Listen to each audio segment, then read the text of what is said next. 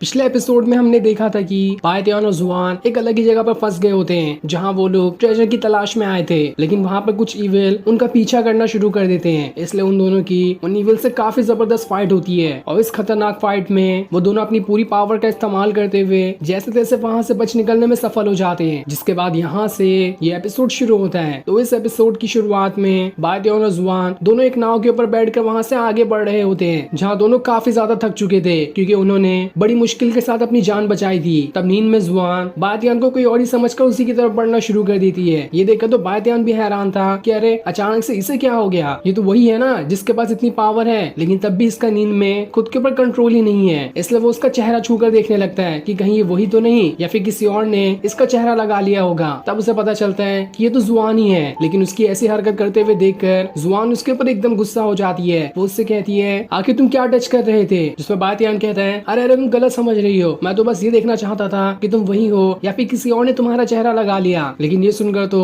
जुआन को काफी ज्यादा गुस्सा आ जाता है और वो वहाँ पर बायतियान को मारना शुरू कर देती है। जिसके बाद वो उससे कहती है आज से तुम अपने रास्ते जाना और मैं अपने रास्ते, हम दोनों आज से अलग अलग हैं, क्योंकि अगर तुम मेरे साथ रहोगे तो तुम्हें और ज्यादा खतरा हो सकता है, क्योंकि मैंने अपने मास्टर की भी फॉर्मेशन का इस्तेमाल कर लिया, लेकिन तब भी मैं काफी मुश्किल से वहाँ पर अपनी जान बचा पाई हूँ और मुझे नहीं लगता कि अगर हम दोनों दोबारा किसी मुसीबत में पड़ गए तब मैं फिर से तुम्हारी जान बचा पाऊंगी। इसलिए तुम यहाँ से अपने रास्ते चले जाओ और मैं यहाँ से अपने रास्ते चली जाती हूँ। ये सुनकर बायतियान उससे कहता है मुझे यहाँ से मेरे फादर के दोस्त के पास जाना है, वो मुझे वहाँ पर अच्छी पावरफुल कल्टीवेशन करना सिखाएंगे। जिस पर जुआन उसे एक तरफ इशारा करते हुए कहती है देखो इसी तरफ वो जगह है जहाँ पर तुम्हें तुम्हारे फादर के दोस्त मिल जाएंगे, और जहाँ पर भी जाना अपना ख्याल रखना, तुम्हें मेरे जैसी दोबारा कोई लड़की नहीं मिलेगी जो तुम्हारी मुसीबत में जान बचाने आ सके, क्योंकि तुम तो हो ही इतने कमजोर, तुम तो किसी चीज से नहीं लड़ सकते। और इतना कहने के बाद वो वहाँ से चली जाती है। ये देखकर बायतियान भी उससे जाते हुए कह रहा होता है अपना भी ख्याल रखना, लेकिन जब वो थोड़ी दूर चली जाती है तब बायतियान को याद आता है कि अरे मुझे तो नाव चलाना आता ही नहीं था, ये मुझे तो आधे रास्ते पे छोड़ के चली गई, अब मैं यहाँ से आगे कैसे जाऊंगा। इसलिए वो कई घंटों तक बस नाव चलाने को ही सीख रहा होता है, लेकिन तभी भी उसे समझ नहीं आता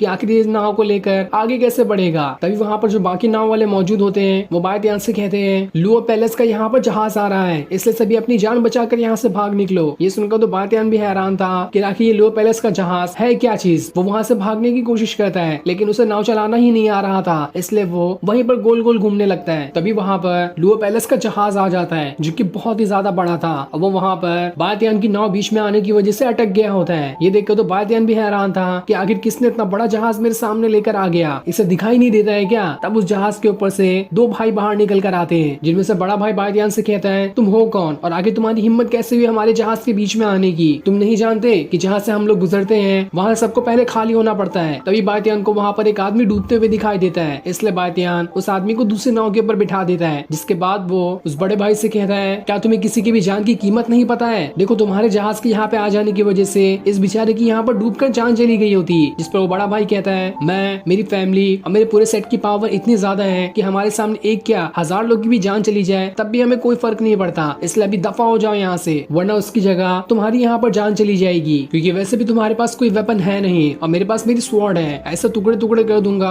कि तुम्हारा नामो निशान नहीं मिलेगा। जिस पर बायतियान कहता है मैं यहाँ से कहीं नहीं जाने वाला, देखता हूँ तुम क्या उखाड़ लेते हो। जिसके बाद वहाँ पर एक चप्पू निकाल लेता है, जिससे ही वो नाव चलाने की कोशिश कर रहा था, लेकिन वो बड़ा भाई तो अपनी स्वॉर्ड फेंक कर उस चप्पू को भी दो टुकड़ों में काट देता है और फिर बायतियान से कहता है तुम्हें क्या लगता है कि मैं यहाँ पर मजाक कर रहा था। जिसके बाद वो बायतियान के ऊपर अटैक करने उसकी तरफ बढ़ना शुरू कर देता है, लेकिन बायतियान अपनी पावर्स को एक्टिवेट करते हुए इतना घसीट के पंच उसे मारता है कि वो वहाँ से बहुत दूर जाकर गिर जाता है। ये देखकर तो बड़ा भाई भी हैरान था कि आखिर बायतियान ने इतनी आसानी के साथ इतना खतरनाक पंच कैसे मार दिया मुझे। इसके बाद बायतियान उससे कहता है तुम क्या, तुम्हारा छोटा भाई भी क्यों ना आ जाए, तुम दोनों को मैं 2 उंगलियों में संभाल सकता हूँ। तब वो छोटा भाई बायतियान से कहता है बस बहुत हो गया, तुम यहाँ पर हमें परेशान करने के लिए आए हो, तुम जानते भी हो हमारा मास्टर इस जहाज के अंदर सो रहा है, अगर उसे डिस्टर्ब हुआ तो वो तुम्हारी यहाँ पर जान ले लेगा। तो मुझे बताओ कि आखिर तुम्हारा नाम क्या है और तुम कहाँ से आते हो, क्योंकि वैसे भी मैं किसी अनजान इंसान को मारना बिल्कुल भी नहीं पसंद करता हूँ। जिस पर बायतियान कहता है तुम्हारी तो औकात ही नहीं कि मैं तुम्हें अपना नाम बता सकूं। जिसके बाद वो उसके ऊपर अटैक करने की तैयारी करने लगता है। ये देखकर वो छोटा भाई भी गुस्सा हो गया था और वो भी वहाँ पर अपनी पावर्स को एक्टिवेट करना शुरू कर देता है, जहाँ आप देखते ही देखते दोनों के बीच काफी जबरदस्त फाइट शुरू हो जाती है, लेकिन कोई भी एक दूसरे के ऊपर भारी नहीं पड़ रहा था, दोनों एक दूसरे को बराबर की टक्कर देते हैं। लेकिन यहाँ पर बायतियान थोड़ा थोड़ा उस छोटे भाई के ऊपर ज्यादा पावरफुल दिखाई दे रहा था। ये देखकर वो छोटा भाई उससे कहता है बस बहुत हो गया, जो चीज तुम्हें दिखानी थी तुम दिखा चुके हो, अब मेरी बारी है, मैं तुम्हें दिखाता हूँ कि मैं क्या कर सकता हूँ। जिसके बाद वो वहाँ पर एक स्नो फ्लावर नाम की टेक्निक का इस्तेमाल कर लेता है और जैसे वो उस टेक्निक का इस्तेमाल करता है चारों तरफ से बिल्कुल बर्फ गिरने लगती है। वो बड़ा भाई वाइतियान से कहता है तुम जानते भी हो ये टेक्निक हमारे एंसेस्टर ने बनाई थी और पिछले 2000 सालों से हमारे सेक्ट के सबसे जो टॉप लेवल के डिसाइपल होते हैं उन सभी के पास ये टेक्निक होती है। मेरे छोटे भाई को मेरे मास्टर ने ही ये टेक्निक सिखाई है, इससे तुम बिल्कुल भी नहीं बच सकते। जिसके बाद वो छोटा भाई स्नो फ्लेक का इस्तेमाल करते हुए बातियान के ऊपर अटैक करने की कोशिश कर रहा होता है, लेकिन बातियान तो तब भी आसानी के साथ उसे वहाँ पर हराया जा रहा था। ये देखकर वो छोटा भाई भी हैरान हो जाता है और उसे समझ में आता है कि हम दोनों इस बातियान का यहाँ पर मुकाबला नहीं कर सकते, हमारे मास्टर को यहाँ पर आना होगा। तब वहाँ पर उन दोनों का मास्टर भी आ जाता है जो बातियान से कहता है आखिर तुम्हारी हिम्मत कैसे है मेरे दोनों डिसाइपल को परेशान करने की, इसकी सजा मैं तुम्हें तुम्हारी जान लेकर दूंगा। लेकिन अगर तुम यहाँ पर अपनी जान बचाना चाहते हो तो अपने उन दोनों हाथों को काट दो जिनकी मदद से तुमने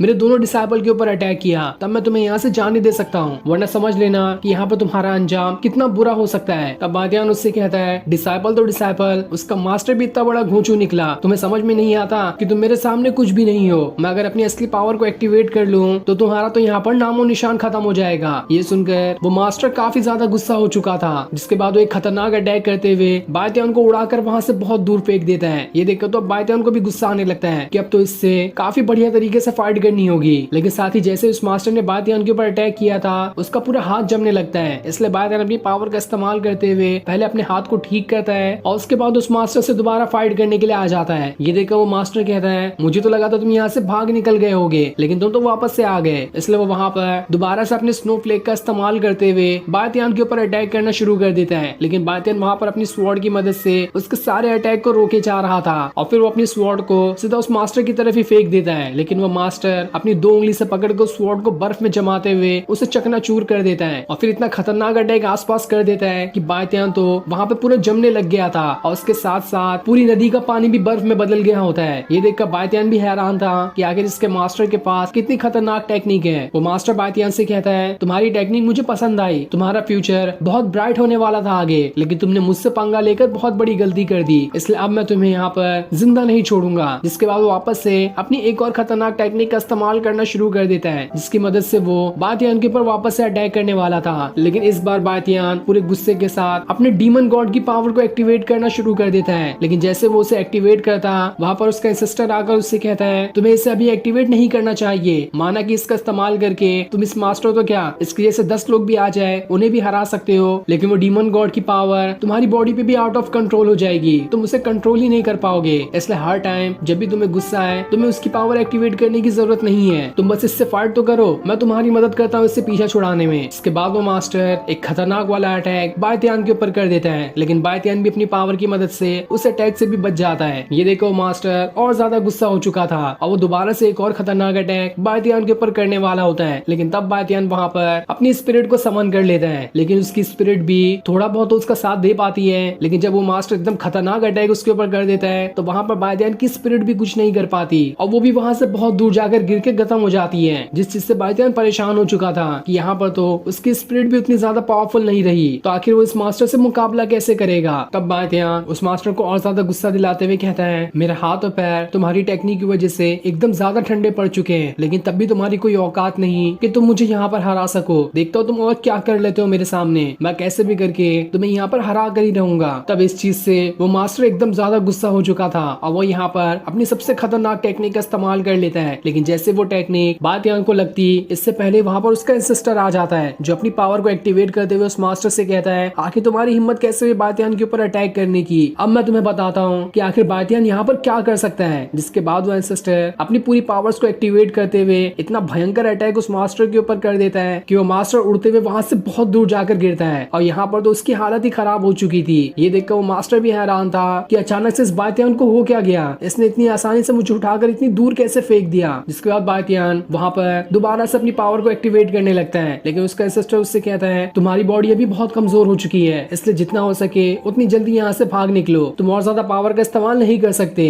इसलिए बातियान वहाँ पर अपनी स्पिरिट को समन करते हुए 1 सेकंड के अंदर वहाँ से भाग निकलता है। ये देखकर वो मास्टर एकदम ज्यादा गुस्सा हो गया था कि अब कभी भी बातियान मुझे दिखाई दे मैं तो उसकी जान लेकर रहूंगा, नहीं छोड़ूंगा कभी उसे। वही बातियान जब आगे बढ़ रहा होता है तो उस मास्टर की टेक्निक की वजह से उसकी पूरी बॉडी एकदम बर्फ में जमने लगती है, इसलिए उसका एंसेस्टर अपनी पावर की मदद से बातियान के आसपास एक बर्फ का गोला बना देता है, जिसके अंदर रहकर बातियान की बॉडी थोड़ी हील हो सके, वरना तो वो वहाँ पर मारा जा सकता है। अगले दिन कुछ घुड़सवार अपना सफर कर रहे होते हैं, तब एक सिपाही उनके यंग मास्टर को एक जगह पर लेकर आता है जहाँ पर उसे वही बर्फ का टुकड़ा दिखाई दिया था जिसके अंदर बातियान कैद है। ये देखकर वो यंग मास्टर हैरान रह जाता है। वो सभी से कहता है इस बर्फ के टुकड़े को उठाकर महल में ले चलो, ये उसी आइस मून का टुकड़ा लग रहा है मुझे जिसकी मदद से मेरे फादर ठीक हो सकते हैं। इसलिए वो सभी बातियान को ही उठाकर वहाँ से अपने महल में ले जाने की तैयारी करने लगते हैं, क्योंकि उन्हें नहीं समझ में आया था कि इस बर्फ के टुकड़े के अंदर तो बातियान मौजूद है। और फिर सीन दिखाते ही ये एपिसोड यहीं पर एंड हो जाता है। Thanks for watching.